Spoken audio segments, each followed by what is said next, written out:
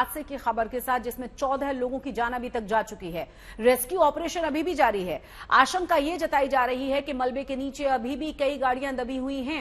इसमें अभी कई लोग और फंसे हुए हो सकते हैं और इसी वजह से गैस कटर का इस्तेमाल नहीं किया जा रहा है, क्योंकि गाड़ियों में पेट्रोल और डीजल भी हो सकता है।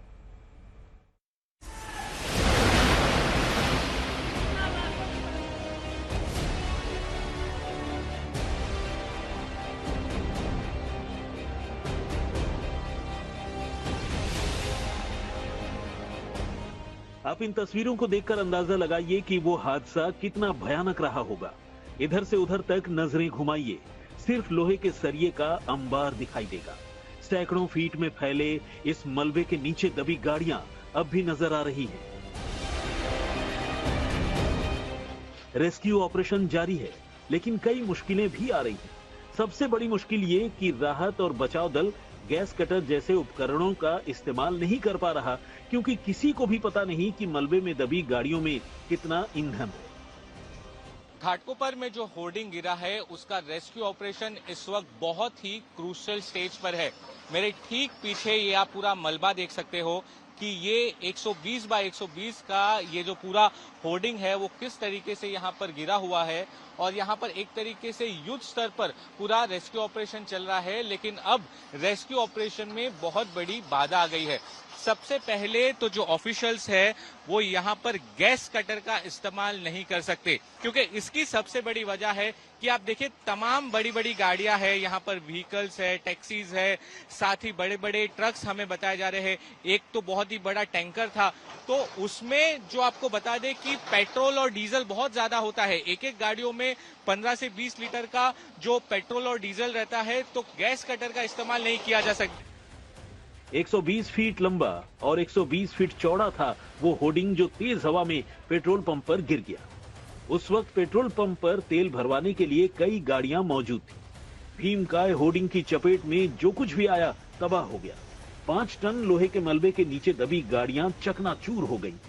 इस वक्त हमारे साथ इंद्रजीत जी हैं, जो दरअसल घाटकोपर के उस पेट्रोल पंप पर अपनी गाड़ी, एक ट्रक है इनकी जो, हाँ, तो 12 चक्की गाड़ी है जो वो जिसमें वो फ्यूल भराने के लिए पहुंचे थे। फ्यूल भर रहा था जब ये हादसा हुआ था होर्डिंग का। आइए इनसे जानते हैं, जब आप पेट्रोल भरा थे, डीजल भरा थे, तो क्या हुआ वहाँ पर? वहाँ हवा बहुत तेज चल रहा था। हवा चलने के वजह से वो बोर्डिंग गिरा तो मेरे गाड़ी के ऊपर गिरा।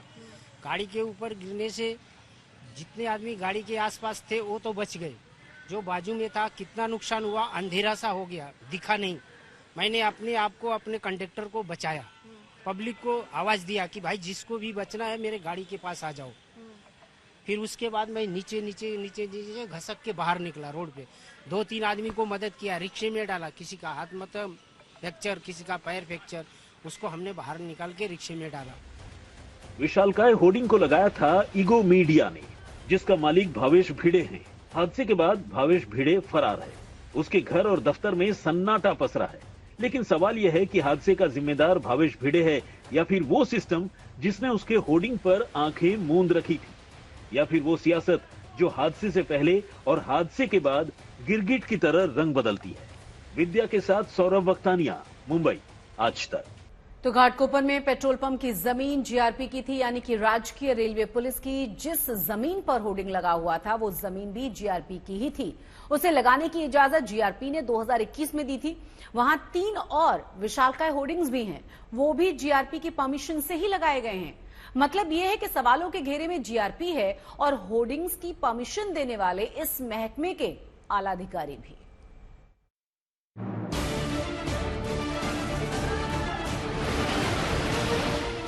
घाटकोपर के हादसे के बाद ढेरों सवाल, जिनका जवाब ढूंढना बेहद जरूरी, और शायद तभी ये साफ हो पाएगा कि जिम्मेदार कौन। सबसे पहले हम हादसे पर उठ रहे सवालों को देखते हैं। मुंबई में बीएमसी की ओर से सिर्फ 40 गुना 40 फीट के होर्डिंग की इजाजत दी जाती है, तो 120 गुना 120 फीट के होर्डिंग की इजाजत किसने दी? विशालकाय होर्डिंग के करीब पेट्रोल पंप कैसे शुरू हुआ, या यूं कहें कि पेट्रोल पंप के करीब विशालकाय होर्डिंग कैसे लगाया गया? जो होर्डिंग गिरा वहां 3 और बड़े बड़े होर्डिंग मौजूद थे, यानी 4 होर्डिंग के बीच पेट्रोल पंप की इजाजत क्यों दी?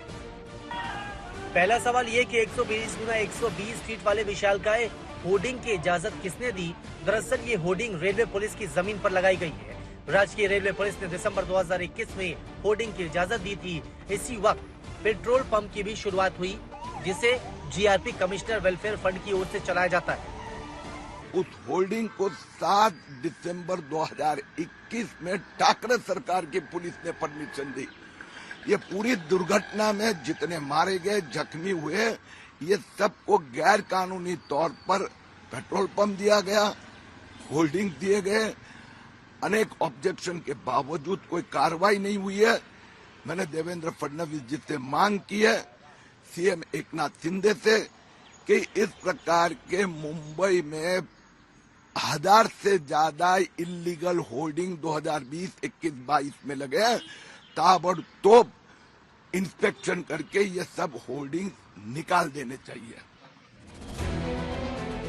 बीएमसी के मुताबिक चूंकि जमीन रेलवे पुलिस की थी, लिहाजा बीएमसी से इजाजत नहीं ली गई। लेकिन बीएमसी की ओर से पिछले 2 साल से राजकीय रेलवे पुलिस को ये शिकायत दी जा रही थी कि होर्डिंग से आसपास के पौधों को नुकसान हो रहा है। सर्व होर्डिंगवरती कार्यवाही करण्याचा निर्णय घेतलेला आहे। मुख्यमंत्र्यांनी देखील त्या पद्धतीचे आदेश दिलेले आहेत आणि ती कारवाई आज आमची सुरू होती आहे। काही काळानंतर आपण पाहाल की हे जे 3 होर्डिंग आहेत ते अर्थात एवढे आवाढव्य आहेत की त्याला तोडायला थोडा वेळ लागेल, पण ती कारवाई मात्र आम्ही सुरू करणार आहे। पण ती या 3 कारवाई होर्डिंग पुरती मर्यादित राहणार नाही। या संदर्भामध्ये गुन्हा दाखल करण्यात आलेला आहे।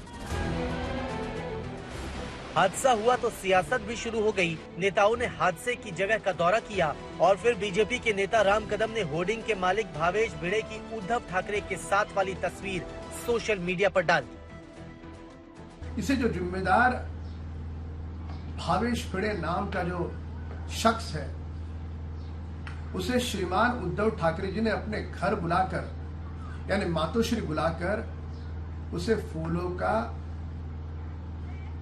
बुके उसे दे रहे हैं। कौन सा पराक्रम किया भावेश भिड़े ने? क्या संबंध है उसके और उद्धव ठाकरे जी के? इतना दुर्भाग्यपूर्ण घटना घटने के बाद भी भारतीय जनता पार्टी और उनके नेता राम कदम राजनीति करने से बाज नहीं आ रहे हैं। हमारी पार्टी के नेताओं को, हमारी पार्टी को बदनाम करना चाहते हैं। इतना बड़ा होर्डिंग खड़ा हो गया और किसी का ध्यान तक नहीं गया उस पर। जो स्टेट रेलवे पुलिस है उसने परमिशन भी दे दिया और अभी फरवरी में ही यह होर्डिंग अवैध है ऐसा बीएमसी ने पेट्रोल पंप के मालिक को नोटिस दिया। मतलब कुल मिला जुलाकर ये क्या हो रहा है? घाटकोपर हादसे के बाद कटघरे में 2 एजेंसियां हैं, जीआरपी यानी राजकीय रेलवे पुलिस जो महाराष्ट्र पुलिस का हिस्सा है, और बीएमसी। जीआरपी इसलिए क्योंकि होर्डिंग की इजाजत इसी ने, बीएमसी इसलिए क्योंकि विशालकाय होर्डिंग के वैध या अवैध होने पर कभी सवाल नहीं उठा। इन दोनों से ऊपर सबसे बड़ा सवाल राज्य सरकार पर। इस पूरे मामले में अभी तक 14 लोगों की जान चली गई है। कई और लोग भी अंदर फंसे होने की आशंका जताई जा रही है। लेकिन हर बार की तरह इस बार भी पल्ला झाड़ने की प्रक्रिया शुरू हो चुकी है। बीएमसी और जीआरपी यानी कि रेलवे पुलिस यही कर रही है। लेकिन अब जीआरपी ने एक स्टेटमेंट इशू किया है और उनका ये कहना है कि साल 2021 दिसंबर में तभी के जो जीआरपी के कमिश्नर थे कैसर खालिद, उनके द्वारा इस होर्डिंग को लगाने की परमिशन दी गई थी और उसी समय वहां पर पेट्रोल पंप चलाने की भी परमिशन दी गई थी। तो क्या किस प्रक्रिया के तहत ये सारी परमिशन दी गई थी? क्या प्रॉपर गाइडलाइंस को फॉलो नहीं किया गया? इतना बड़ा होर्डिंग लगाने की अनुमति कैसे दी गई, जिसके चलते आज इतने सारे लोगों की जान चली गई? क्या बीएमसी भी सो रही थी? ये सारे बड़े सवाल है। कैमरा पर्सन साहिल चौहान के साथ सौरभ अख्तारिया, मुंबई, आज तक। और अब आपको बताते हैं कि जिस कंपनी ने होर्डिंग लगाया उसका मालिक का भावेश भिंडे है कौन? भावेश भिंडे दरअसल एगो मीडिया प्राइवेट लिमिटेड कंपनी का डायरेक्टर है। उसने 2009 में मुलुंड से निर्दलीय विधानसभा का चुनाव भी लड़ा था, लेकिन आप उसे हिस्ट्री शीटर कह सकते हैं क्योंकि उसने चुनावी हलफनामे में बताया था कि उसके खिलाफ 23 केस दर्ज हैं। इस साल जनवरी में उसके खिलाफ छेड़छाड़ और बलात्कार का मामला भी दर्ज किया गया था। अवैध होर्डिंग्स के मामले में उस पर 21 बार जुर्माना लगाया जा चुका है। पहले वो गुज्जू एड्स नाम की एक कंपनी चलाया करता था, लेकिन आपको बता दें कि इस कंपनी को बीएमसी ने ब्लैकलिस्ट कर दिया था। उसके बाद उसने एगो मीडिया प्राइवेट लिमिटेड की शुरुआत की और तब से वो इसी के डायरेक्टर के रूप में काम कर रहा है।